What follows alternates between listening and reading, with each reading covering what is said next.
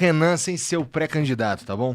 Vai lá pro Renan das análises renais, tá bom? Perfeito.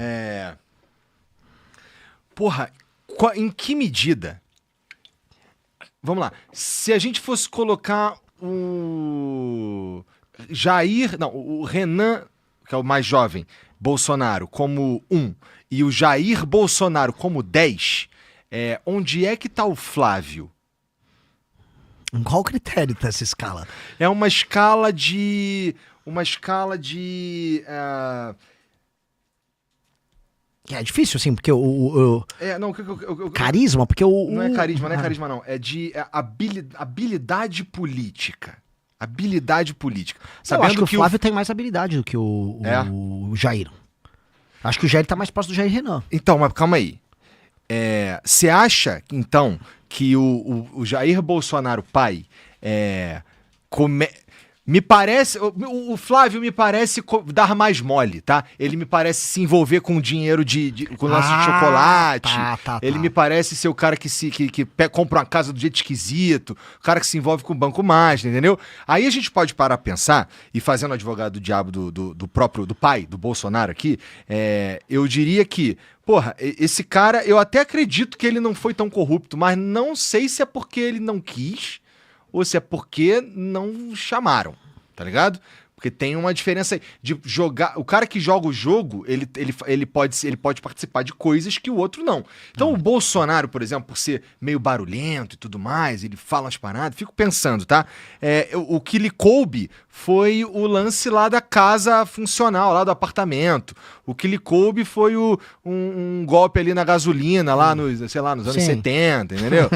O que lhe coube foi umas paradinhas assim. O Flávio, por ser mais habilidoso, ele se enfiou melhor nesses meios, ele ficou mais... Ele se tornou mais centrão, de certa forma, ou um centrão menos barulhento, a ponto de conseguir estar nessas coisas um pouco maiores, sabe? Porque o que consta contra o Flávio, escândalos ou problemas desse sentido, maiores do que consta contra Jair Bolsonaro. Talvez o principal problema de Jair Bolsonaro seja a condição da pandemia.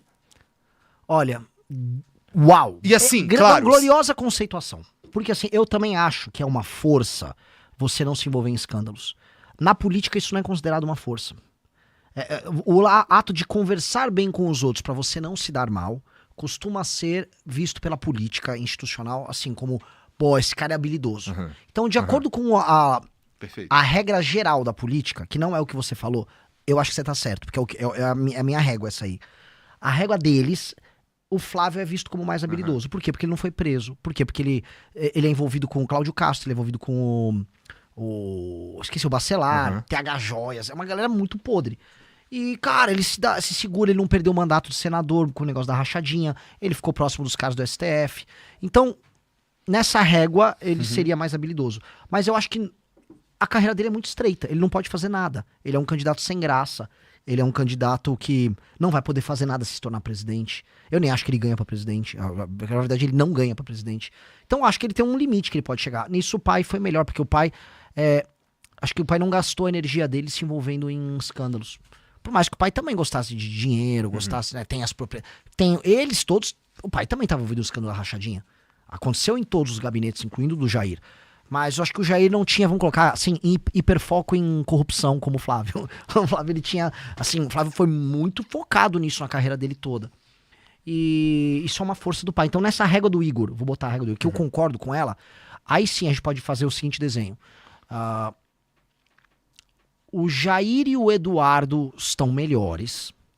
O Jair Renan, logo que ele, assim, ele nem tinha concorrido a nada, ele já tinha um escritório de lobby que ele estava trabalhando lá em Brasília e já está sendo investigado por isso. Então, assim, ele já começou muito mal. Então vamos botar o Jair Renan e o Flávio lá no final da escala. O Carluxo, ele tá fora da escala porque ele é biruta, então não conta muito. Biruta. E fica por aí. Tá bom. Agora, vamos botar quem tá melhor do que todos eles? A Michelle. Isso não é interessante, mas a Michelle não seria... A gente já fala do Lula, viu, família? A gente já vai pro Lula. Mas a Michelle não seria a família Bolsonaro entregando um capital político para alguém que pode só abandonar o barco? Porque a Michelle Bolsonaro ela não é filha ela é a esposa do Bolsonaro, né? Ela carrega o nome Bolsonaro porque ela se casou com ele. Ela pode, vamos dizer que o Flávio Derret tá tanto a ponto de ter que colocar a Michelle, que já teve bolsonarista, inclusive com mensagens vazadas, acho que do Paulo Bilinski, dizendo que preferia que ganhe o Lula, então. Então tem um problema ali de Michelle Bolsonaro, mas vamos dizer que se escolha e ela ganha e ela desembarca. Imagina isso. Cara, eu acho que é isso. Todos os membros da família Bolsonaro têm certeza, incluindo o Jair. Todos têm certeza disso. Eu acho que o Jair já percebeu o que tá rolando. Porque rolou uma coisa muito feia com ele. Ó, eu sou adversário político do Jair Bolsonaro. Mas eu sou adversário de frente. Eu falo, sou seu adversário. Eu acho que é o correto a se fazer na vida. Não gosto de você, Igor. Não gosto de você, Igor. Pronto. E agora, o Jair foi sendo traído por pessoas que estavam, vamos dizer, nos aspectos mais íntimos da vida dele. Não que ele não tenha feito isso com outras pessoas. Fez isso com o Bebiano, ele fez isso com o Santos Cruz, com aquela Sarah Winter. Um monte de gente que ele larga. Ele usa a pessoa e descarta como se a pessoa fosse... Né? Não vou usar um exemplo nojento, mas assim, ele usa como se fosse uma embalagem de um chocolate. Ele come o chocolate e joga fora. Então ele tá pagando um preço disso com as pessoas no entorno, né, no universo mais íntimo dele. E isso está acontecendo com a Michelle. A Michelle passou a desautorizar o que ele e os filhos decidiam em vários lugares. No Ceará aconteceu isso. A Michelle passou a atuar junto com o Nicolas e com, sei lá, Silas Malafaia. Ela é uma operadora política que tem um projeto próprio. E ela, acho que se seduziu pela fama e ela começou a operar para além do interesse familiar, que inclui os filhos. O Jair, no fim do dia, é um homem primitivo. Ele é um homem muito simples. Nessa simplicidade dele, entre a mulher e a prole, ele vai ficar com a prole. Especialmente que a prole, homem dele. Ele é um homem simples. Ele vai pensar, meus filhos homens aqui. Ele é um homem tradicional, rústico, tradicional nesse sentido. E eu nem o recrimino nisso. É uma característica de um homem tradicional. Nesse ponto, ele vai ficar com os filhos e não com ela. E nesse ponto, ele já deve ter percebido o que aconteceu. Ele tá com ela ainda, tal, mas ele percebeu, os filhos claramente perceberam. Os filhos não gostam da Michelle, e é por isso que eu acho muito difícil, não impossível, mas muito difícil, substituírem o Flávio pela Michelle. Porque seria uma candidatura de alguém que não é um Bolsonaro, com, vamos dizer, muita raiva dos bolsonaristas, e que seria entendida como uma candidatura que foi um golpe interno no Flávio. Hoje, o Eduardo e o Flávio não é que eles estão juntos, assim. O Eduardo quis ser ele o próprio candidato a presidente quando ele foi para os Estados Unidos. Deu tudo errado, pelo amor de Deus, o cara comemorando que o Brasil estava sendo taxado. Mas... no fim, você junta os irmãos contra ela. Então, é bem claro. Você percebe que o Jair tem uma filha com ela. Ela não é colocada como parte da família. Você não vai ver foto do Eduardo, do Carlos, com, essa aqui é a nossa irmã. Claramente tem uma separação dessa nova família. E, do ponto de vista político, eles não confiam. Então, é um grupo que tá muito rachado. Sabe, parece aquele... Já viu? Tipo Game of Thrones. Sabe que a briga palaciana tá tão no nível que a rainha briga com o rei, os príncipes estão se matando. Eles estão nesse Game of Thrones horrível deles. Eles são, basicamente assim, a coroa real e a casa real, eles estão permanentemente em crise. E, cara, quando você tem uma família em crise, ela vai ser tomada por outros. Então, quem tá fazendo isso? O Nicolas. O Nicolas tá tentando tomar o bolsonarismo pelas beiradas. Outras pessoas tentaram. O Zema e o Caiado adotaram a seguinte técnica, isso vai desmoronar. Então eu vou ficar aqui puxando o saco, porque se cair a casa, tô eu aqui, galera, eu sou teu amigo, hein, eu tava aqui o tempo todo. E eu tô avisando assim, galera, isso aqui era uma farsa o tempo todo, que tal a gente fazer a coisa séria igual a gente fez no impeachment da Dilma? É esse o caminho. Eu tô avisando, eu não vou ficar puxando o saco de ninguém, tô avisando que isso aqui ia dar ruim o tempo todo, tô avisando esse eleitor. Vocês fizeram uma escolha errada com os Bolsonaro, e agora vocês estão pagando por isso. E o eleitor está percebendo. Eu não vi até agora uma unidade de eleitor empolgado do Flávio. O cara na rua, aqui é Flávio, o Flávio tem um plano. Ele sabe que não. As pessoas amavam o Jair. O eleitor do Jair amava ele. E, Igor, assim, eu tô no chapeuzinho análises renais, né? Não no chapeuzinho Renan pré-candidato. O Flávio, quando as pessoas votaram no Jair Bolsonaro em 2018... muita gente, né, da imprensa votou no ódio, discurso de ódio, o ódio das redes. Não era ódio das redes, as pessoas estavam muito otimistas sobre o Jair. Elas achavam que o Jair ia mudar. As pessoas fizeram um voto baseado numa emoção boa no Jair. E este é um ponto que ninguém leva em consideração. concordo, eu acho que sim, é até difícil discordar disso, mas também teve uma parcela interessante de antipetismo, não teve? Teve.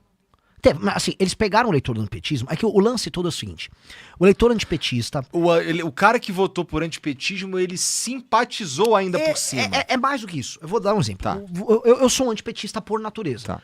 Em 1989, eu fui com meu pai no final do Brasileirão, ver o São Paulo e Vasco. Você é vascaíno? Eu sou Mengão. Ah, você é Menga, então tá tudo bem. Tá. Porque a gente é do União do Punho Cruzado, né? Pois bem, o São Paulo perdeu pro Vasco, gol do Sorato na final, e eu fui lá, como hoje um sofredor que é um São Paulino, fui assistir o meu time perder. E o Lula tava lá, fui torcer pro Vasco. Aí meu pai mostrou o Lula, eu xinguei o Lula, mandei o Lula tomar naquele lugar, que eu já, né, enfim. Então minha família sempre foi antipetista. O antipetista nunca teve um candidato antipetista pra votar. Tipo, esse aqui é o meu cara. A gente votava porque a gente tinha medo do PT. O Fernando Henrique foi um bom presidente, mas as pessoas vão falar que é FHC. Nunca existiu isso. Quando veio os anos 2000, aí você tinha que votar assim: Aécio, Alckmin, Serra. Quando o MBL surge, e acho que esse é o grande mérito nosso, a gente falou, cara, você tá cansado de perder. Você tá cansado de ver o Lula ganhar e roubar e nada acontecer, escândalo de mensalão, petrolão. Cara, vamos derrubar esses caras. Vamos parar de perder. Mas vamos derrubar na regra do jogo, vamos fazer as maiores manifestações.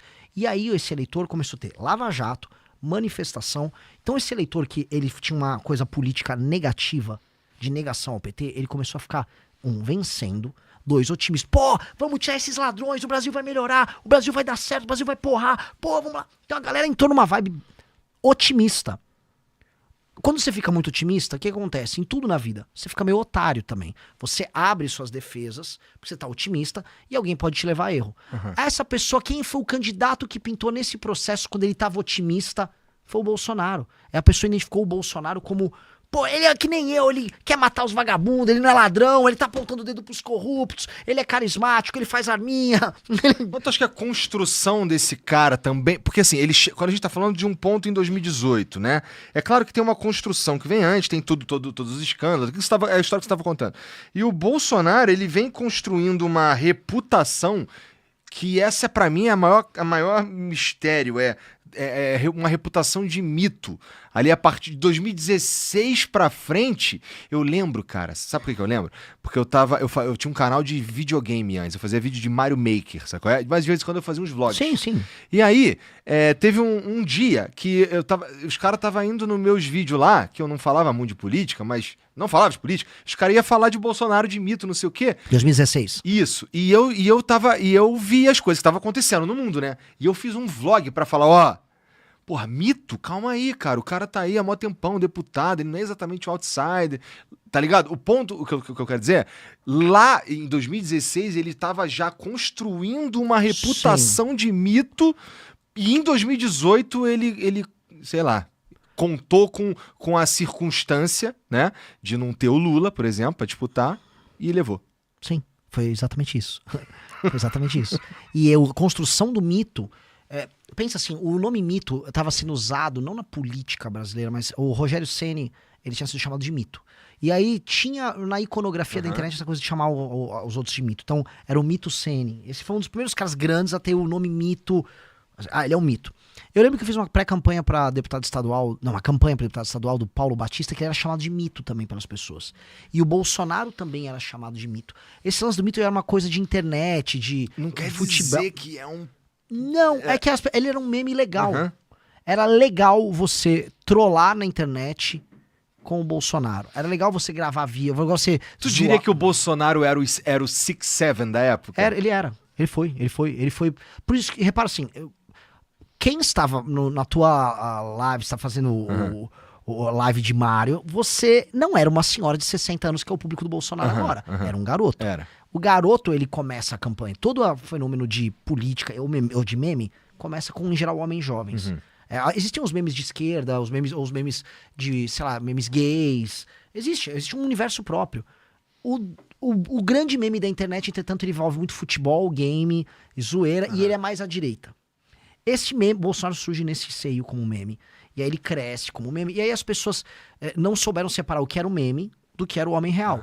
O Bolsonaro era um político falho, com vários problemas, beleza. Mas não, ele é um mito. Não, vai ser demais.